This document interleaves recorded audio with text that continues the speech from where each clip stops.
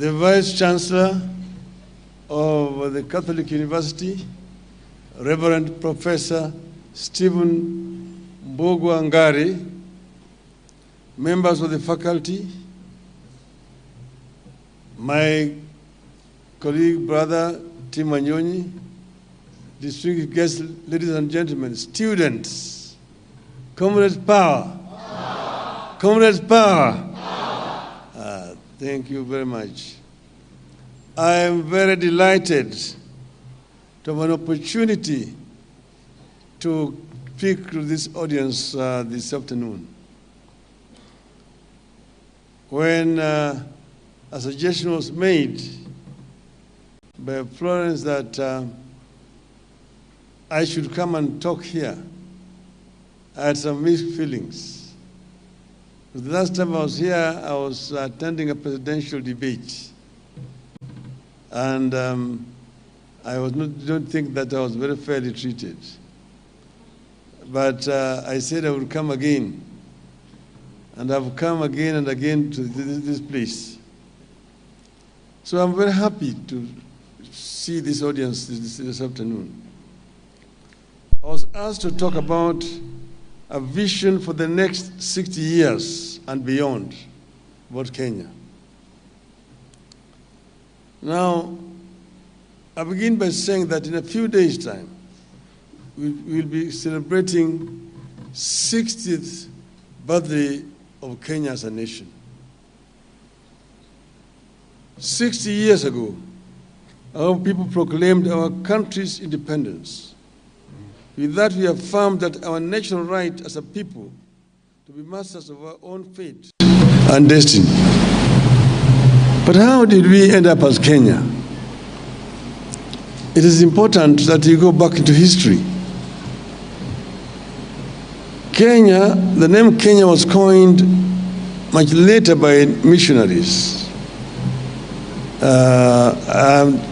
There's many versions to it saying a missionary, I think it was called Mr. Rebman, was talking to Mkamba around Mount Kenya, and he said, they were talking about Kinyaga. And the Zungu said Kenya, they were talking about Kenya. But then this geographical space called Kenya was drawn in over 100 years ago in Berlin, at the Berlin Conference, where the imperial powers met. And at that time, there was scramble for Africa. So they decided to partition Africa, 1884-85. So Africa was then parceled out to various colonial interests, imperial powers. Portuguese, Spaniards, the British, the French, the Italians, and the Belgians. Spain got a small portion of it. So this is how these maps were drawn. And these maps were drawn artificially in Berlin without any regard to the people who were living in Africa. So Africa was artificially divided among the imperial powers. That's why you see that borders among many African countries are straight lines. If you see a border with Somalia, it is a straight line. One line inside and one straight line and another line outside. Our border then Tanganyika was a straight line from Lake Victoria all the way to the Indian Ocean. It was only in 1860-something, because Tanganyika was given to Germany, to the German territory. And on the German Emperor's 50th birthday, it was called Otto von Bismarck, Queen Victoria, who was the head of the British Empire, in a gesture said that on your 50th anniversary, I give you the highest peak in Africa, Kilimanjaro. And that is how, you see, Kilimanjaro was originally in Kenya. But then you see the map between Kenya and Tanganyika, now Tanzania, a straight line from Lake Victoria to Kilimanjaro, then it comes into Kenya, takes Kilimanjaro to Tanganyika, then again a straight line to the Indian Ocean. That is how it was done, it's arbitrarily. Then, but formal colonization, actually, of Kenya took place in 1904. But when the British first came here, they started building a railway line. By building a railway line, and they built a railway line from Mombasa. It was called Kenya-Uganda Railway. It was built from Mombasa up to Kisumu. You ask yourself, if it was Kenya-Uganda Railway, how did it end up in Kisumu? The reason is, at that time, Kisumu was part of Uganda. Uganda's boundary came all the way up to Naivasha. From Naivasha up to Lake Turkana, the west of that was Uganda. That's why it was called Kenya-Uganda Railway. When it reached Kisumu, it had reached Uganda. From there, they were now taken by ship across the lake to Port Bell in Uganda. Then, but then this Kenya was called actually just a territory. It was actually run by a company called British East Africa Corporation. They were just using it for hunting, coming to search for gold and ivory. But then came one colonial master, one imperialist by the name of,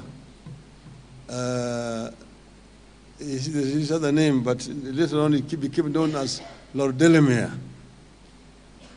He came through Somalia on a horseback. And when he came on a horseback, he arrived on Mount Kenya. And then he saw a very beautiful land around Mount Kenya. He came down through Laikipia into what is the present day Nyahururu, what they called Thompson Falls at that time, into the Rift Valley, through Nakuru, Njoro, Eldoret, or Sirgishu, up to Mount Elgon. So he saw a very beautiful land. So when he came back to Nairobi, he went and met the governor. He told the governor that, look, you have a beautiful land here, which is ripe for large-scale agriculture. You have built a railway line from Mombasa all the way to the west. But the railway line will have nothing else to transport. It will be transporting goods from Mombasa to interior. But on the way back, it will be going back empty. To make this railway line productive, you need to introduce large-scale agriculture. So this is now Lord Delamere. And I'm ready to go back home and campaign and bring white settlers to come and settle here and do large-scale agriculture on condition that you agree that each person I bring here will get 10,000 acres free, plus black laborers. The governor agreed. And after that, now they signed an agreement with Lord Delamere. Lord Delamere was going to bring settlers here. Each settler who came will get 10,000 acres free, plus black laborers. But then Delamere then went back to England.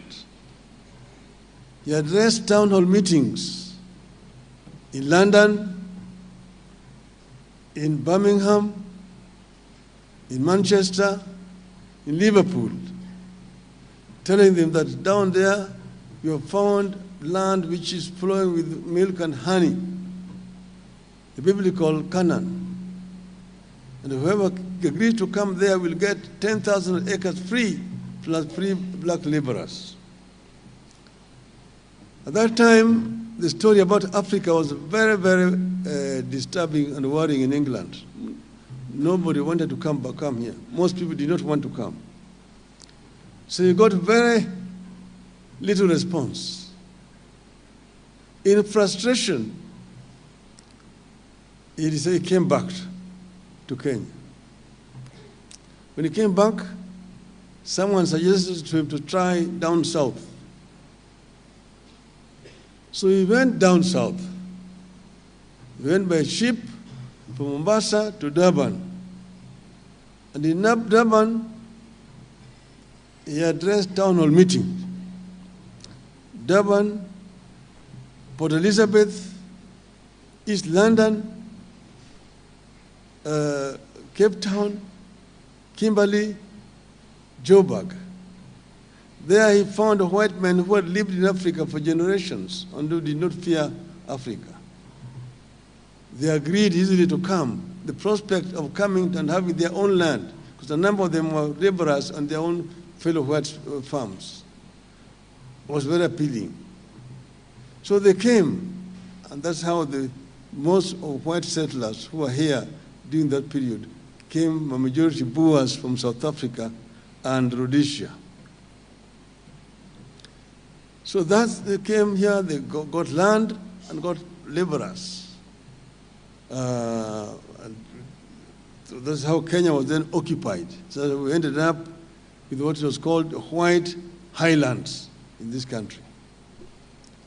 And people were moved, population were moved to create space for these people to settle.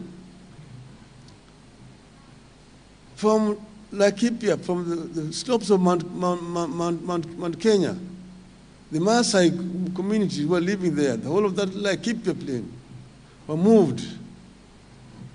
Around Naivasha, there was a corridor, 10-mile corridor, opened for Maasais to pass without chasing ngombes, to go down to Narok and Kajiado, as they call it. Some Maasais were moved from Eldoret area. That area is called Uasin Gishu County today.